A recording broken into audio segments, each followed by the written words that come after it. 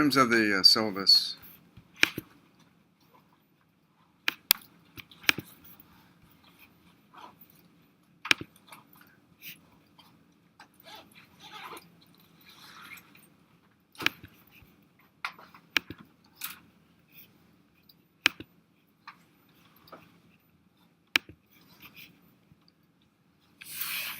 the Chapter 12 notes are updated, so you might want to download them. They actually only contain they only now contain the first three sections. Actually, I'm going to call that Chapter 12A, and then there's going to be maybe a Chapter 12B and a chapter. This is a long chapter, so I'm probably going to split it into 3 parts.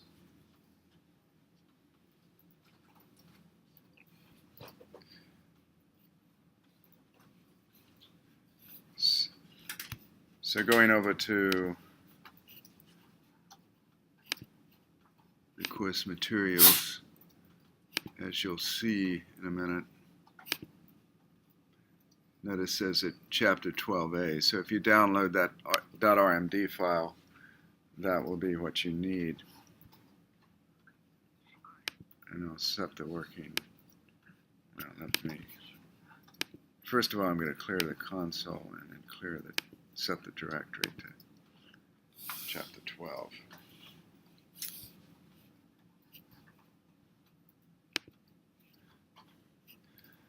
So if we take a look at the output, I'll knit it.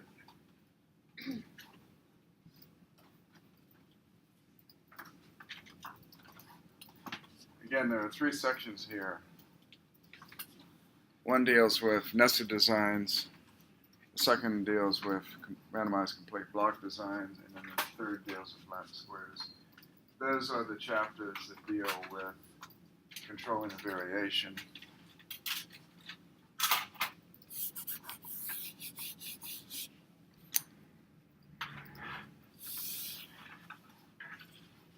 Now, the nested design occurs in a lot of cases. You can think of it as a hierarchy. Within each treatment, you have experimental units. That's normal. But then within each experimental unit, you sample again. They're like subsamples. So in other words, the subsamples are unique to the experimental unit, and the experimental units are unique to the treatments. So if you look at the book, they show you this tree structure where you have, from each treatment or each group, you have a sample of, for example, from the ith group, you have n sub I experimental units, and then for each of the experimental units, you would have a sample. That's the most typical case. And I mentioned a couple of examples last time, where you had, for example, bolts of cloth, and you had different dies, and for each die you had bolts of cloth, and then you had swatches within each bolt. You can think of the swatches as being a subsample of the bolt. And then this is slightly different, but it's sort of the same idea. You have 10 roosters, and for each of those roosters you select 5 different hens, and altogether you have 50 hens. That is to say 5 times 10. And then you look at 6 chicks within each rooster. So again, you can think of the chicks as a subsample. And so the model, notice what the subscripts do. It's y sub I j k with 3 subscripts. So in the example of the chick, the I represents the rooster, the j represents the hen, and the k represents the chick. So ijk would be the kth chick for the jth hen for the ith rooster. Is that clear? Now notice that it's mu plus alpha sub I sub beta sub ij. In other words, beta has 2 subscripts, I and j, and then plus epsilon sub ijk. So the treatment effect, in this case the n effect, will be correspond to the alpha sub I, and the beta sub ij would be representing,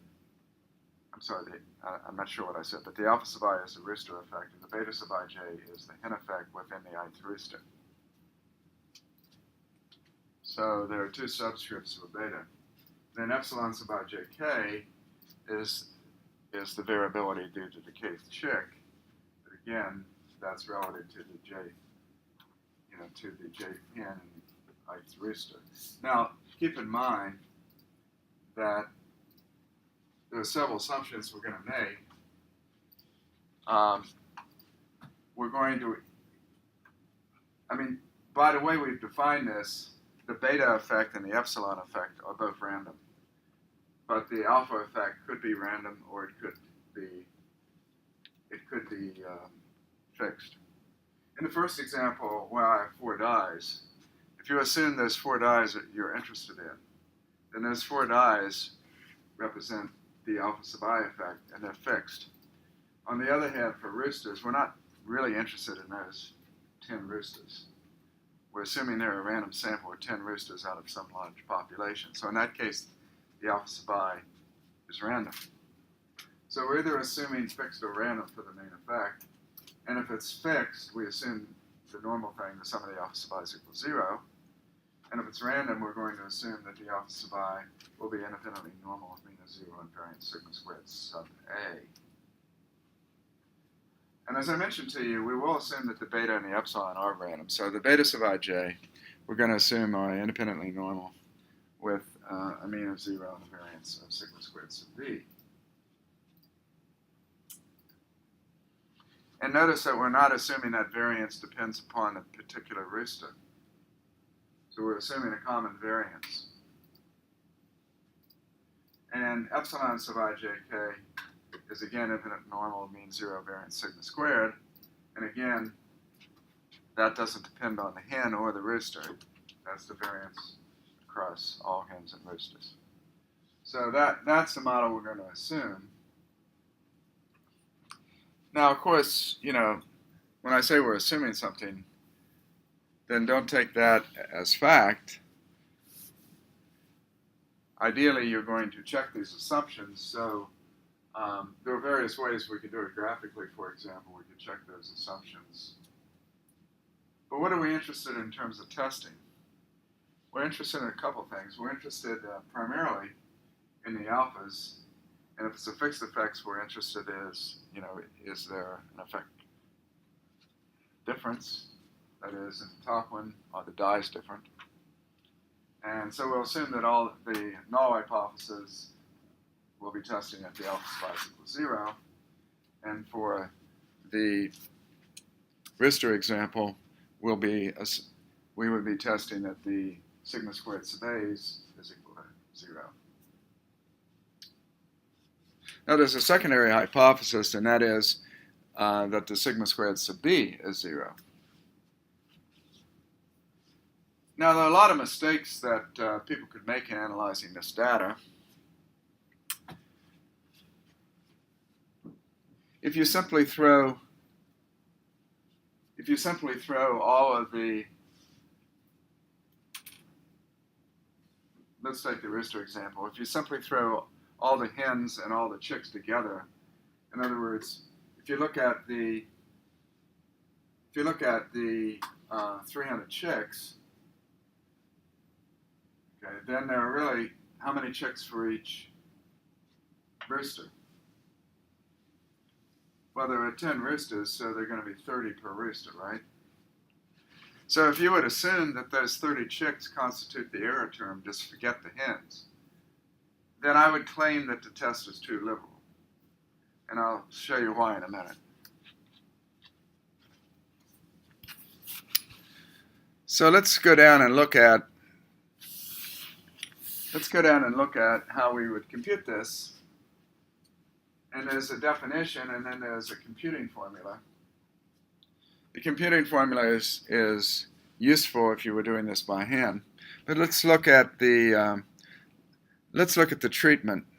First of all, if we say there are A treatments or A groups, then the degrees of freedom will be A minus 1. And if we look at it, what we're looking at is the variation of the y bar sub I. Perhaps I should call that y bar sub I dot dot to mean I've averaged over j and k for the ith. For example, here, if I'm looking at the dies, then for the ith die, I get the mean of that. And so y bar I, let's take the example of the dies where I have 4 dies and I have 2 bolts and then 6 swatches per bolt. So how many things, y bar sub I, if that's the mean of the ith bolt, how many things am I averaging over there? I have 2 bolts per die, right? And 6 swatches per bolt. So I'm averaging over 2 times 6 or 12 things for each die. So for each die, I get the mean of the 12 swatches. I'm averaging over the 2 bolts and over the 6 swatches per bolt. And so y bar sub I is a mean of 12 things, and of course 4 times 12 is 48, which is the total number of swatches. And y bar, which is the grand mean, is averaging over all 48. So I'm looking at how, when I'm looking at the treatment effect, I'm looking at how far the y bar sub i's vary from the grand mean. Now, if there is no difference among the dies, then you would expect the y bar sub i's to be close to the grand mean. If there's really no difference, you'd expect the y bar sub i's to be close to the grand mean. So under the null, then those differences aren't very big, but under the alternative, they could be fairly large. So if I take the difference and square it to make it positive and then add them up over all the treatment levels I equals 1 to A, then that's a sum of squares of the deviations from the grand mean. And then that adjustment Bn, that Bn is actually how many things I average over when I compute y bar I, B times n. If B is the number of levels for the B effect or the beta effect, and n is the number of samples. I'm assuming here that we have the same number of, we have a nice balanced design in the sense that we have the same number of B levels for every I and the same number of subsamples for every ij. That doesn't have to be the case, but the formulas get a lot more complex in terms of computing the sums of squares. And then, now to get the experimental unit within treatment, think of it as B within A. That's the y bar sub ij, and that's averaging over n things. So in the case of the dies, then ij would be the ith die, the jth bolt, and I'm averaging over what? The 6 swatches. That's n. And then I'm asking how much do those vary about the bolt means, the y bar I. Now the top one is the total. That's just what we call the corrected total. That just takes the sum of the y sub ij, all the observations minus the grand mean squared up. And notice that I'm doing summing over ij and k here.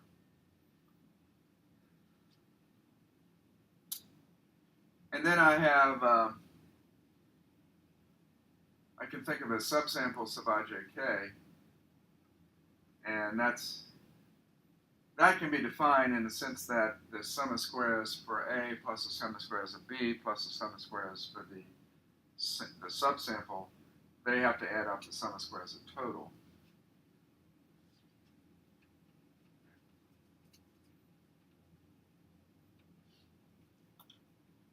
If you look at these three, for the total, you just, well, first of all, the total, the t is defined as just a sum of squares of all observations without correction. The CF is the total sum divided by ABN. The A is the total for the ith group squared divided by BN, which is the number of observations in each group. And then if I take Tij, which is the total for treatment I experimental unit J squared over n, and there are n subsamples. So these are the computing formulas, and the book goes through and shows you how you can compute those fairly simply. But I want you to notice A minus CF. There's a couple analogies here you can think of. A is like the alpha effect, right? A minus CF, and CF is like the intercept. So there's some analogies here to help you remember. Notice the degrees of freedom is A minus 1.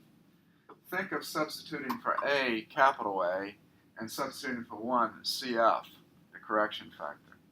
In fact, it's in a sense that correction factor why you lose that 1 degree of freedom.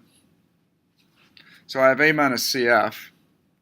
And now here I have, this is really AB minus A, right? Look at the degrees of freedom. Now notice the computing formula is simply, again, B minus A. B incorporates both the I and J. And then the subsample is the total minus B. And the corrected total is T minus CF. Now notice if I add, what happens if I add these three bottom together, these three here? Well, I have A minus CF plus B minus A, okay, which gives you B minus CF. And then if I add that to T minus B, you get T minus CF, which is this top number. So you can see the bottom three will add up. Now, this is true for a balanced design. This will not be true in general.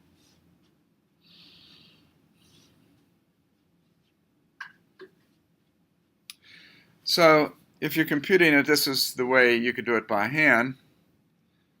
And you should have the idea of how to compute it. You should look at examples in the book. Now, whenever possible, whenever we have real data, we're going to use R.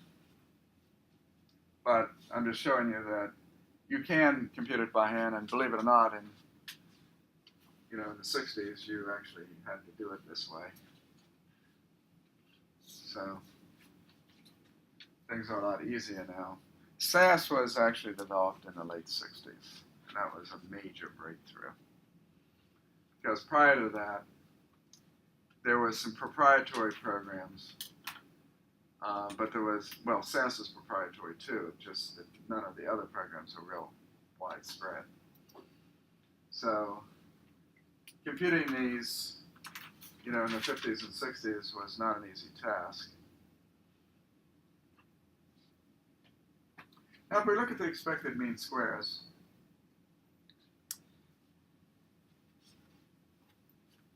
and I know when Jerry Hodge used to teach to 513, you'd actually compute these. Mathematically, so if you look at the definitions up above, you can actually get the expected values of these, and you can plug in. I mean, if you think about it, if you have mu plus alpha sub I plus beta sub I j plus epsilon sub I j, and so you could substitute that for y sub I j, you could average over it and so forth. And then you can get the expected values, and things cancel out and so forth, and you can actually compute these. We're not going to do that in this class. And again, these computations, these expected mean squares, assume that we have a balanced design. That is, there are always n subsamples within an experimental unit, and there are always b experimental units within a treatment, within each of the 8 treatments. So if we assume that is true, then I have two different cases. One is the fixed effects model. That's where the alpha is fixed. And notice that there are three, well, let's look at the REM model. Notice that there are 3 variance components now. When we're talking about variance component models, REM models, now we have sigma squared sub B, and sigma squared sub A. And so if you're looking at the REM model, you'd be interested in those sources of variability. Okay. Now, so we have among treatment, among experimental units within treatment, among samples within experimental units. Again, if I put it in the context of, say, the dye example, then that would be among dyes. That would be the first one. And then what's the second one? That would be among bolts within dyes, right? That's the second one. And then the third one is among swatches within bolts and dyes. Is that clear? So the sigma squared is sigma squared represents the swatch variability.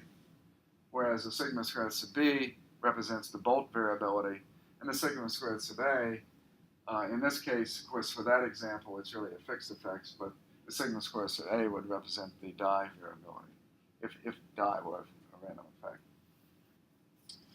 Now you notice that for the fixed effects, it's the sum of the alpha sub I squared over a minus 1. That's sort of like a variance, right? That, if you think about how a variance is defined, it's the sum of squares of something over the sum adjustment. If you're doing a regular, just one sample, it's the sum of the y sub i's minus y bars squared over n minus 1. That's the variance. So this is like this because if I take the sum of the y sub i's minus y bars squared, well, if you think of alpha sub I representing y bar sub I, y sub I, but the mean of the alpha sub i's are 0, right? Because the sum of the alpha sub i's are 0, and therefore the mean of the alphas are 0. So you can think of the sum of the alpha sub i's squared over a minus 1 as a type, sort of a pseudo-type variance. Now, it's not really a variance because those alphas are not a random sample, but it's sort of like a variance. And later on, we're going to learn some rules for computing expected mean squares, at least for balanced designs. If they're unbalanced, you're probably not going to compute them anyway. And this is actually one area where JMP is very strong because it will actually compute the sums of, it will compute the expected mean squares for you. Now, let's take the FEM model. Now, under the null hypothesis, we're saying that all the alpha sub i's are 0, right? So in other words, under the null hypothesis, this term right here, this part, is 0. And therefore, if I'm looking at the among treatment and the among experimental units of n treatment, they have the same expected mean square. And what I'm going to do, I have expected mean squares, and what I'm going to do is compute mean squares. And mean squares are simply the sum of squares above divided by their degrees of freedom. So up above, the sums of squares are these types of things, and so these sums of squares divided by the degrees of freedom is the mean square. That's the definition. Now the expected value of those mean squares are given by these formulas. But if you think about how we did our F-test in the one-way analysis of variance, we had a mean square for treatment over a mean square for error. That was our F-test. And the degrees of freedom was a minus 1, and then it was, for the denominator, it was a times n minus 1.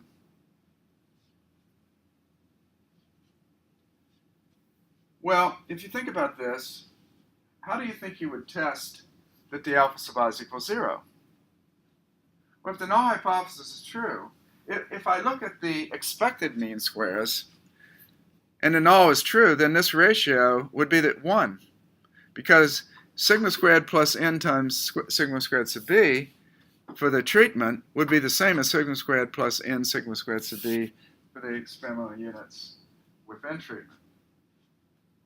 Does that make sense? So that ratio would be 1 for the expected mean squares if the null hypothesis is true. Because the null hypothesis is true, that shaded part is 0. Now, so intuitively this says that under the null, the expected mean squares should be 1. Then if I estimate the expected mean squares by the mean squares, then why not take the ratio of the mean square for the treatment over the mean square for the experimental unit within treatment? And if I do that, and I could call those the mean square for A over the mean square for B, if I do that,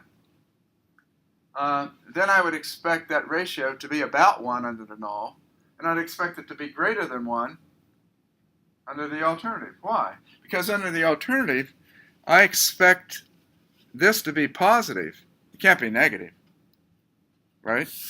So I would expect that my mean square for the treatment is going to be bigger than the mean square for the experimental units of n treatment if, in fact, the alternative is true, if, in fact, some of the alphas aren't 0. So I'm going to be testing the treatment effect by this, not this subsample part, or the samples within experimental units. Wish this was a little bit bigger so I could read it, but I have to see if there's a way I can control the font size and make this. It's not as if I don't have space out here. Now that's the primary hypothesis, and notice that's also true for the REM model. For the REM model, again, I'm testing the null hypothesis, sigma squared sub A is 0, and if that's true, then again the two expected mean squared, the first two there, the among treatment and the among experimentally in treatment, the B effect, would have the same ratio. The ratio would be 1, and they'd be the same, and therefore the ratio is 1. But if I estimate it again, I expect the ratio to be about 1 other than null. But under the alternative, I'm saying that sigma squared sub A is not 0. It's going to be positive, and therefore I expect the ratio to be greater than 1. It turns out if I take the ratio of those mean squares, it's an F-test, and the degrees of freedom for the numerator will be A minus 1 and A times B minus 1. So I'd be testing treatment by this. Now how do I test a secondary hypothesis that sigma squared sub B is 0? Well, again, if you look at it, under the null hypothesis says sigma squared sub B is 0. So again, in either model, if this second term is 0 here, then the expected mean squares have a ratio of 1. And therefore, if I substitute in the estimates of those expected mean squares, which are the computed mean squares, I'd expect that ratio not to be far from 1. And if the ratio is quite a bit bigger than 1, then I would maybe suspect that the alternative hypothesis is true, meaning that the sigma squared sub B is not 0. In other words, if this is not 0, I expect that ratio to be greater than 1. So this gives us an F-test that we can test. And again, the degrees of freedom for that, if you go up, is A times B minus 1 for the B effect, and the bottom error term is AB times N minus 1. Now, let me ask the question and sort of see what would happen if there's something called pseudo replication that you should know what it is. Does anyone want to guess what it is?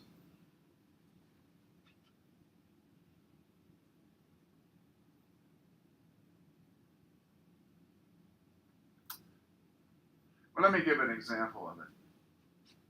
Suppose you're an ecologist and you are looking at the effects of an oil spill on beaches.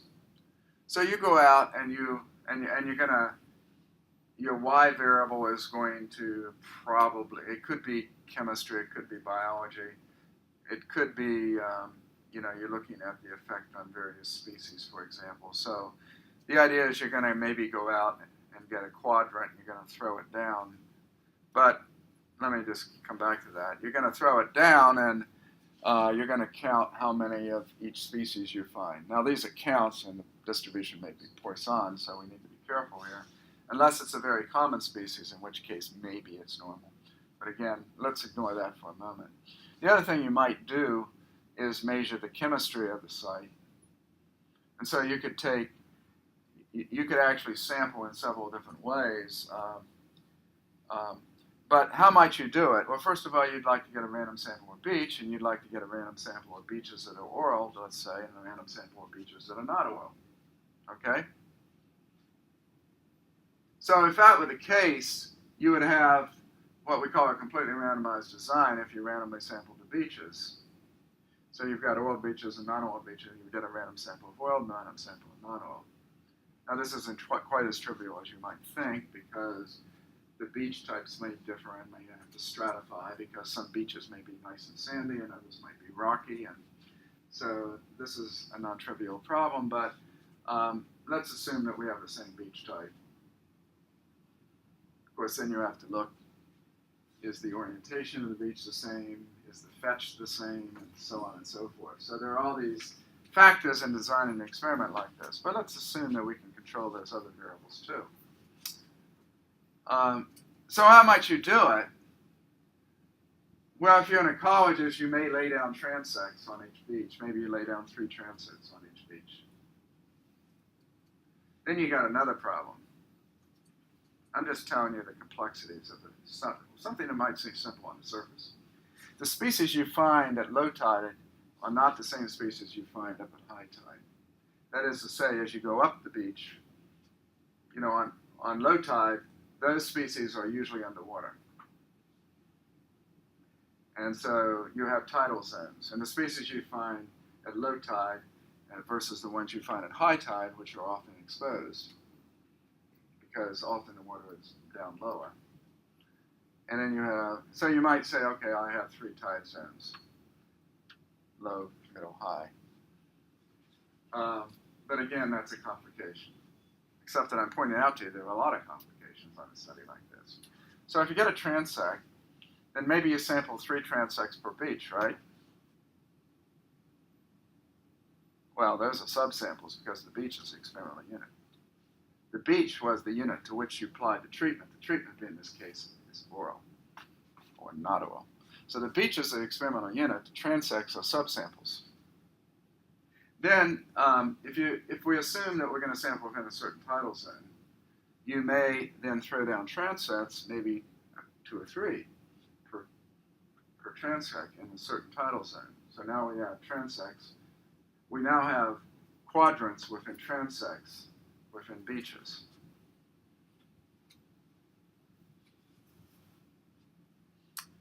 Now, in an ecological study like this, what's the hardest thing to get? Well, the hardest thing to get are the beaches. In other words, sampling a lot of beaches is extremely expensive and hard. Particularly if you were looking at beaches, for example, with the Exxon Valdez oil spill, which only has a short time frame in the summer that you can actually sample. And, so weather becomes a key issue. Different issues may occur with the beef oil spill down in Louisiana. That's has its own difficulties in how you would sample with the BP oil spill, and quite different types of habitats than you would have in Alaska. So the way you sample them, the way you design the experiments, the way you sample them may be quite different. At any rate, and you may not have only had, you may have defined the beaches in terms of heavy oil, medium oil, light oil, no oil, not just oil, no oil. It may be that you wanted to look at heavy oil beaches, moderately oil beaches, light oil beaches, and beaches that were not oiled at all. We want to do a comparison to sort of see if there's some sort of ordinal type trend. But the point is, I have I have quadrant-to-quadrant variability. And within each quadrant, I might sample biology. That is, I may sample the species to find out how many species count. I might also sample the chemistry, sort of near, and I may have multiple sampling points within each quadrant. And in each sampling point within a quadrant, I may have both the chemistry, that is, chemistry of the oil, primarily, as well as the biological species counts. And so if I'm then trying to determine all of these relationships and model this, it's fairly complex. And then you add on the fact that the outcome is probably some sort of Poisson or some sort of variation of a Poisson. Then you're starting to get into some serious models about how you would model this. But this is a real problem. This happened. Now, there are other ways you could have designed the experiment. You could have designed the experiment on a match basis. I get an oil beach and I try to match it to a non-oil beach, and I do matching on multiple things, and therefore I do paired tests, and then I sample a lot of pairs, or as many as I can, and that's a different type of design. It's a different way of trying to control the variation. In medicine, you have case control studies where you have a case and a control. You try to match the case with the control. So there are a lot of ways to design this, but the point is, in that oil study example, you might have variation within a quadrant, quadrant-quadrant variation, transit-to-transit variation, beach-to-beach variation, all in a nested hierarchical model. And what you're really interested in is the oiling effect. But the point I wanted to make is, suppose you don't have very many beaches. Then what happens? If you don't have very many beaches, that means B is small. And if B is small, if you only had 2 beaches per Orling type, and you had 4 Orling types, then you would have only 8 degrees. I'm sorry, you'd only have 4 degrees of freedom. You'd have 4 times B minus. You'd have 4 times B minus 1, or 4 times 2 minus 1. You'd have 4 degrees of freedom. You got a big problem. So even if you had 4 beaches per Orling type, you're still not exactly home free, because you'd have 4 times 4 minus 1, or 4 times 3. That's only 12 beaches. Now, you might think, well, why don't you go out and get a bunch more beaches? Yeah. Would this be kind of like what you do in bootstrap aggregation, where you create beaches based on the probability of finding those different characteristics? Well, you could, yeah. I mean, another issue is if I do a random sample of beaches, I'm doing a random sample of beaches, but there are probably far more unoiled beaches than oiled beaches. And so that's a whole other issue. Do I know approximately what my sampling proportions are? Well, you could. If you map the whole region, you could actually know your sampling proportions. And this gets into a sampling problem, of actually knowing the probability that you sample each beach type, given the population of population. And that, again, as long as we know that, we're okay. And in this case, you could actually know that. I mean, if on something like the oil spill, there's a huge amount of money spent on the research, and certainly mapping the beaches is a small part of it. But at any rate, I'm trying to point out to you that, so you might say, let's just forget let's just say we have, you might say, well, if I've got transits, maybe I could use transits as my error term. Okay? So if you took that point of view that I'm going to use transit as my error term, now I have more degrees of freedom if I do that, because it's like that third term. I'd have like AB times n minus 1, and if B represents the beach and n represents the number of transits per beach, now all of a sudden, if I use that bottom one as an error term, the transit-to-transit variability to test the effect of oiling, you say, okay, I'm great. Now that's the problem with that. Can anyone tell me the problem with that? Just looking at the expected mean squares. So the idea is this, that I'm going to pool these two together and use it to test the top one. Now you should use the second one to test the top, right? So if I pull them together, what do you think happens? Well, if there are a lot more transit, in other words, what I'm going to do is pull them together, and so my error term is actually it's somewhere between this one and this one, but it's going to be smaller. In other words, if I pull these two together into one, then it's a combination of the transit variability and the beach variability, but the expected mean squares will be something between the sigma squared and the sigma squared plus n sigma squared sub d. But it will be small. It will be between those two. In other words, it will be smaller than sigma squared plus n sigma squared sub d. So now when I'm testing the top, which has sigma squared plus n sigma squared sub d, I get bias. That is, I'm going to tend to get values greater than I should because the denominator is not correct. That's called pseudo replication. You're using the wrong term. Now, when a pseudo replication is okay. Now, suppose I said I'm going to do this. I'm going to test the B effect, and if it's not significant, then I'm going to pull. But if it is significant, I'm not going to pull. So there's a slight problem here because you're testing sigma squared sub b is 0, and if you accept the null, you're saying, well, it's 0, and therefore I should be able to pull them. Of course, in reality, it doesn't mean it's 0 because you don't know what the power is. And so you may accept the null because your power is not very big. But you could actually make it very hard. You could make it very hard to accept the null. If in fact you could make the power greater by how you choose your alpha level for the test.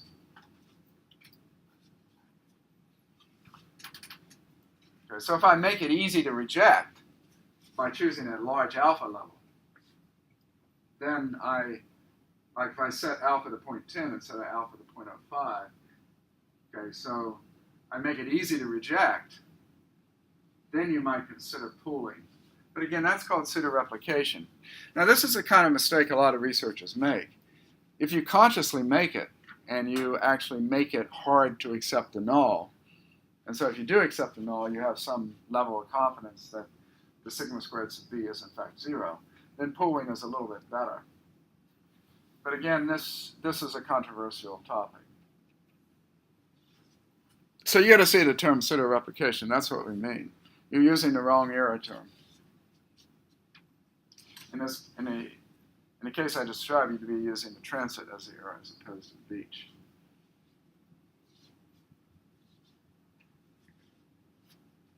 I mean, this happens all the time. You have students up in a class for a certain teacher, and you have teaching methods. And so you have teacher-to-teacher variability, and you have student-to-student variability within teacher, right? So what are you going to use for the error term? You have different teaching methods.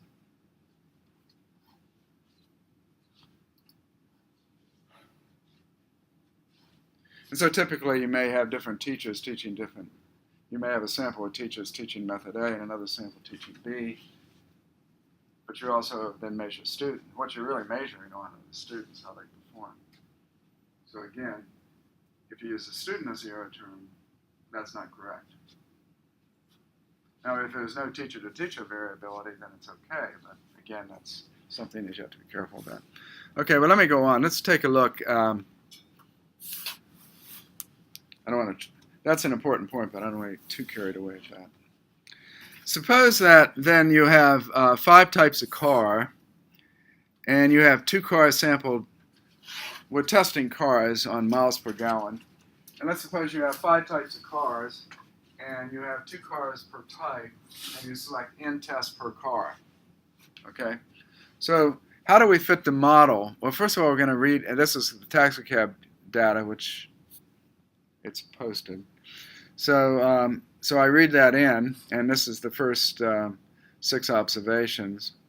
And then I'll attach it, and I'm going to make, notice that car is really a factor. It's a 1 or a 2. But car 1 for type A is not the same as car 1 for type B. It's not crossed. I'm not doing every car for every type. A crossing is when you have, okay, I have type of car and I have cars, and if every car, but it can't be because there's no way it could be crossed, because if I have type A and I have certain cars, then that car is not of type B, so it has to be nested. But there are many cases, in fact, where you are crossing, where you have 2 factors A and B, and every level of B sees every level of A, and that's called crossing. But in this case, we can't do it because the cars are specific to a type of car, right? So in this case, we're going to model this, but notice that I have 1s and 2 for the car types. Now, if I don't tell R this, it's going to think that it's numeric. Well, it isn't numeric, it's a factor. So I'm going to say, I say factor of car, and that converts car to a factor. And then I'm going to do a model. In this case, I'll do an AOV model instead of a LM, although you could do this with LM. Miles per gallon tilde, that means that's modeled as type, and then cars slash type, that means cars type slash car, that means type nested within, car nested within type. So I have miles per gallon is modeled as type, that's the alpha sub I, right? Plus car within type, or the way it's in R represented as type slash car. It's differently represented in JUMP. Every system uses a slightly different technique. But type slash car means car nested within type. And you don't need to express the third term. That's the error availability that's left over. So that's all you have to specify. So we don't need to specify a test, in other words, because that's going to be what's left over as the error term. So if I do this, there are 5 types, so the degrees of freedom is 4. How do you get 5 for the degrees of freedom? Notice when they put that, they put type colon carbon. How did they get that? How did they get the 5 degrees of freedom? It's A times B minus 1, right? A is 5 and B minus 1. B is 2, so it's 5 times 2 minus 1, or 5. And notice the sums of squares are given, and the residual is the test variability. That's the residual. And again, how did you get that? Well, that would be AB times n minus 1, right? So A is 5, B is 2, that's 10, if I multiply them together. N is 3, so it's 10 times 3 minus 1, or 2, which is 20. So everyone see how the degrees of freedom are calculated? So the mean square error for the residuals, which is the test variability, is 4.0. And the mean square error for the car variability is 7.1. And then I have 129. Now what does R do when it computes this? In other words, how does it compute the mean squares? It computes the mean squares dividing the sum of squares by the degrees of freedom. That's straightforward. But now I have 2 f-tests. How did it compute those 2 f-tests? You use the residual to compute both. So the 161.06, which has a very, very small p-value, is not correct.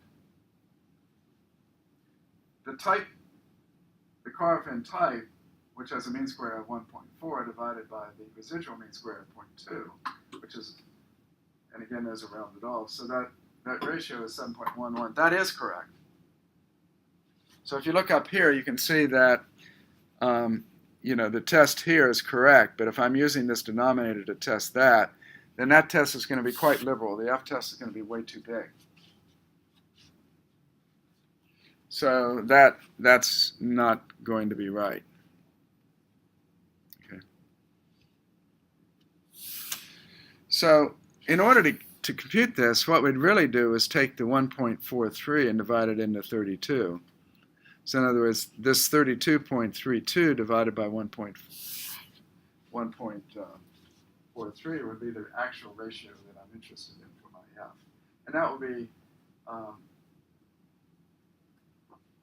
that's going to be,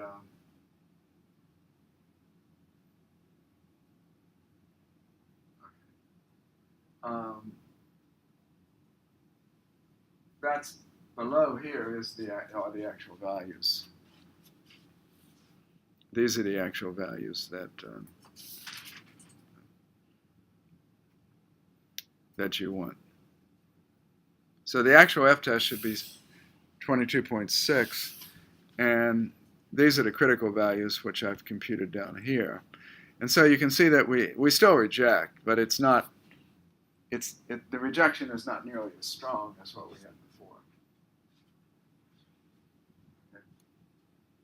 So that gives us the correct test. So be careful. By default, when we use the AOV and the LM function, it's going to use the residual to test everything. And that's not necessarily correct. In order to determine this correctly, you would need to use the mean square for the treatment divided by for the mean square of, in this case, the car mean square. Okay?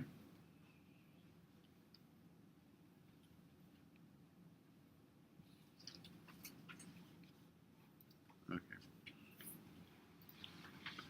I believe that I give you, down here. Trying to see what all this gives you. Okay.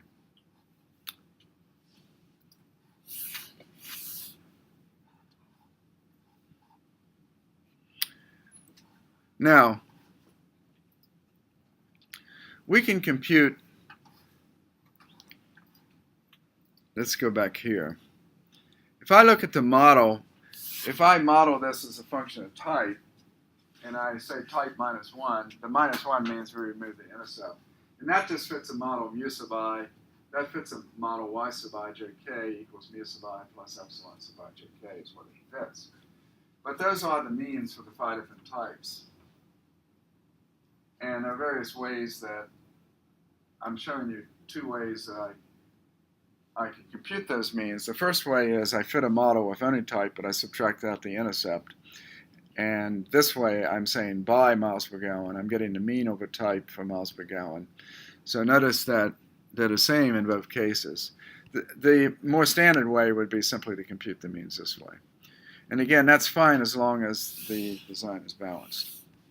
And then I'm taking, these are the differences of the means. Here I'm doing an outer product, and I'm taking every pair of mean minus the other pair. So I'm taking, for example, this number right here is the A minus B mean.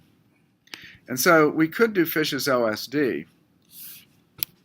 So if we want to know multiple comparisons now, if we say, okay, I reject the null hypothesis and I say that there's a treatment difference, in this case there's a type of car difference, then how do I, in fact, do multiple comparisons? Well, with Fish's LSD, we simply took the mean differences and we said, is that greater than some t? And then we had the square root of 2 times the mean square,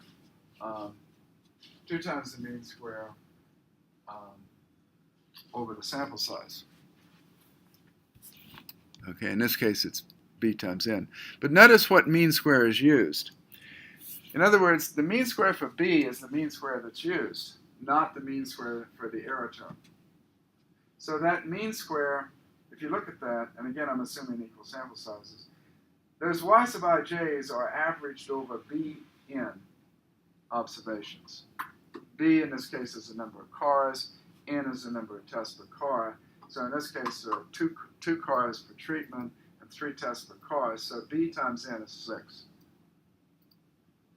So this is where the 6 comes from. And 2 times, what value am I using here? Well, again, if you go back up here, I'm using the 1.4 for the mean square. I'm not using the 0.2. Because, again, I have to use the mean square for the test that did the overall F test. I'm using the car-to-car variability, not the test-to-test variability of n-car. So this is kind of a subtle point, but it's very important.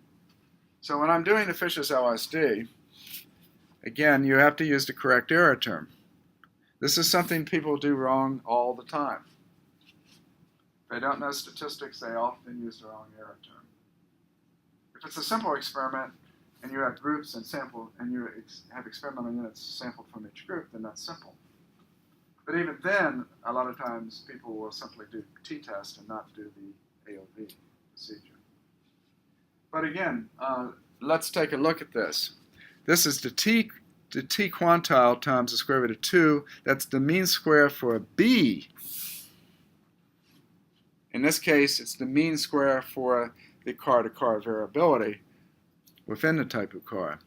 And so that's 1.4 something. So 2 times 1.4, and that's divided by bn. Now bn is the number of things I average over to get those means. So this is analogous to what we did before in the one-way analysis of variance. It's analogous, but we're using a different error term. We use a different error term to test the effect, and we're using a different error term to do the follow-up Fish's LSD. So, and then my t-test, again, if I'm looking at the degrees of freedom for that, I'm using the degrees of freedom. It's 5. It's for that second term, the b term, degrees of freedom. So in other words, I'm using the information to do the multiple comparisons based upon this second line. And then, so I can do that, and then I can determine if I take the absolute value of these, I can see that the AB is significant. Now notice that what about the AC?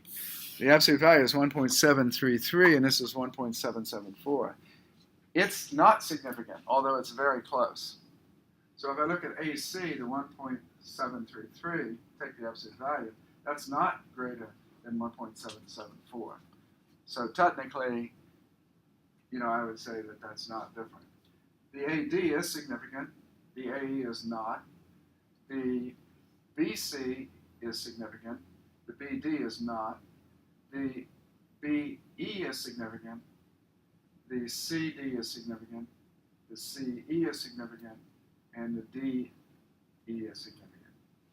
So if I go through those, I can do it. But the problem is you can't just run the Fisher's LSD test the way you would normally think you could do it, because you'd be using the wrong error term. So in order to do, you have this pairwise.t, if you have this pairwise procedure, then that's typically not going to work unless you tell it what error term you're going to use. In other words, you would have to provide it with the right information for it to work. That works for the one-way analysis of variance, but out of the box, it doesn't work for the nested design we're looking at here. So you need to be careful. Now, what about variance components? Well, I'm claiming that if I wanted to estimate sigma squared sub b, that I could take the variance component for sigma squared sub b minus I'm taking the mean square for b minus the mean square a over n. So look at this formula a minute. Let's go back up and take a look at the expected mean squares. So if I want to estimate this, and it doesn't matter which model, if I take the mean square for b and subtract the mean square for the error term, E, let's call it the mean square for E, then that difference leaves me, that distance is an estimate of n times sigma squared sub b. In other words, and this is a little bit vague because this isn't technically true, although hopefully it's close. These two things cancel out and you're left with this. If I just take the difference, you're left with this. So if I divide it by n, that should give you an estimate of that term. Is that clear where that comes from? So if I take the mean square here, subtract it from the mean square here, hopefully these sigma squares will approximately cancel out. And then if I divide by n, hopefully you'll be left with something that's approximately that. Now again, I have my mean square for b estimates this whole quantity. In fact, it's possible for the mean square of b to be less than the mean square for the error. So again, this is where these restricted maximum likelihood estimates, or what are called Rimmel estimators, come in, so that you don't get these negative variance component estimates.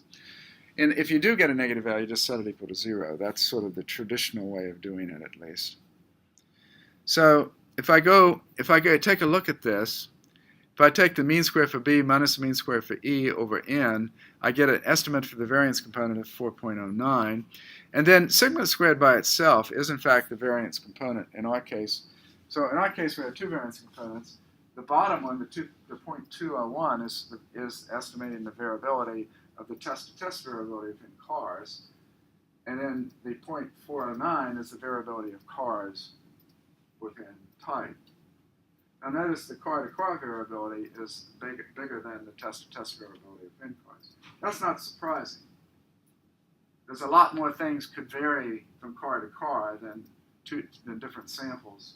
If I take a particular car and do a mileage test on it, and I take the same car and do another mileage test, then those cars are identically the same. They may vary. And if I assume I have the same driver, let's say, doing this, I mean, you got to think of all these sources of variability, right? Then I probably, I'm not surprised that there's more car-to-car variability than there is test-to-test variability within the same car. I'll give you another example. If you take blood samples from yourself, there's a lot less variability, and you're measuring some protein or something. There's a lot less variability among your blood is fairly homogeneous. So there will be variability from sample to sample within you. So your samples of blood from yourself will vary. Now, if you do those over very different days, they may vary more because of the time factor, depending on what you eat, and so on and so forth. But again, if I take different people, I'm going to have a lot more variability among those people than I will samples within a person. So that's very common for that to occur. So that is, in fact, occurred. Now, there's a procedure called LME4. That's linear mixed effects model 4. And this is the type of thing that you get in heavily if you take stat 645, which is our linear models course, which gets a lot into mixed models and things of this sort. By the way, if the alphas are fixed and the B and the residual term are random, this is a mixed model. And a mixed model means that some of my terms are fixed and some are random. So you have fixed models meaning everything is fixed except the error term, and random effects model meaning everything is random. But you also have mixed models where some of the effects are fixed and some are random. This is mixed models, and mixed models can get pretty complicated even if you assume normality. But a lot of times it's not just that it's more complicated because you have some of your terms are fixed and some are random. And even if you have normality, that's a much more complex situation, and we'll get that later in this chapter. But suppose your outcome is not distributed normally, it's distributed as a Poisson or something. So then you have a generalized linear mixed model, and those types of models get more difficult, but they're actually very common. You know, if you're a biologist and you have counts, you probably have a Poisson. And if you have terms which are some fixed and some random, you're going to have a Poisson mixed model. Very common. So if I do this LME4, the function to fit is lemur, L-M-E-R. That's like LM.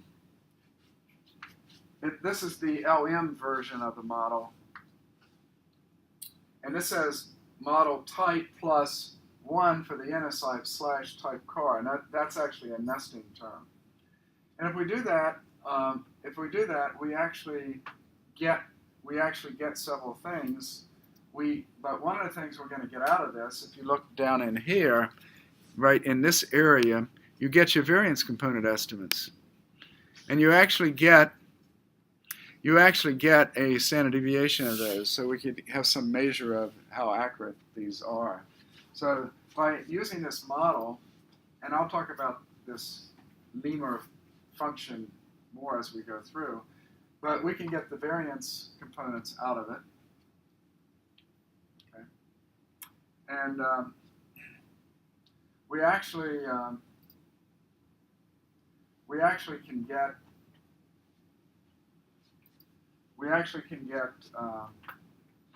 fixed effects where we actually look at the contrast among the various terms. So, at any rate, I go through here and show you anyway, these are the variance components right here, which are coming from here. So from the lemur model, I can get the variance components directly. Now, I may show you a few variations of this model, but the lemur function we often use to get variance component estimates.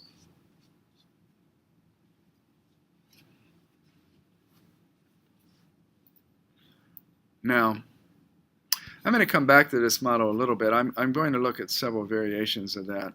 I just want to introduce in the last couple of minutes where we're heading now. But I'll come back to this. That was the nested model. Again, that's pretty important. But this assumes everything is nested within each other. And a lot of times, in contrast to nesting, we have crossing. So if we have two factors, A and B can be nested within A, or B can be crossed to with A.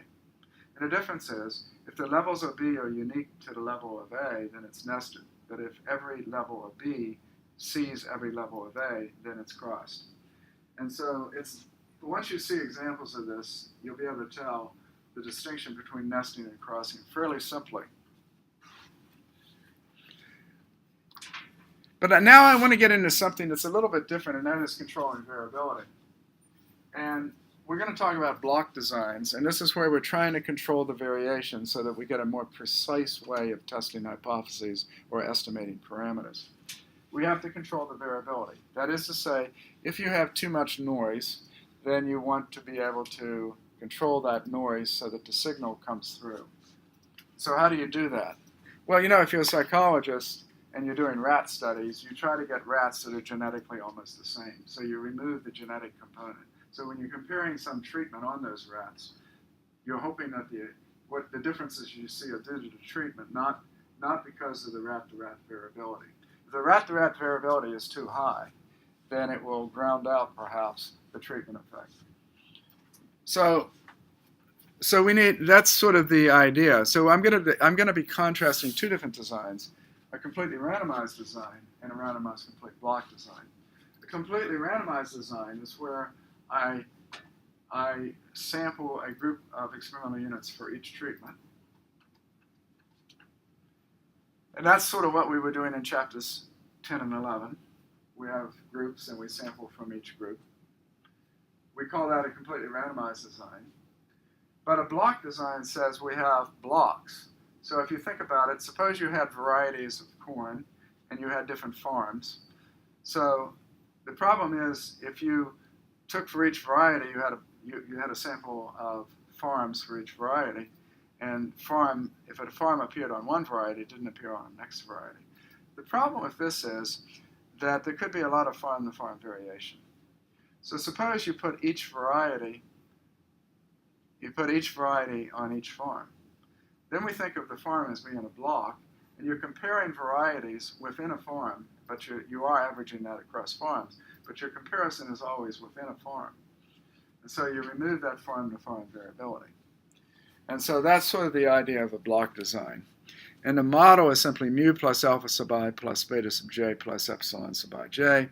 You have, in this case, you have a variety effect and a farm effect. And that's the model. So I'm going to start here next time. I may back up and look at that Lima model a little bit more. But next time I'm going to cover block designs.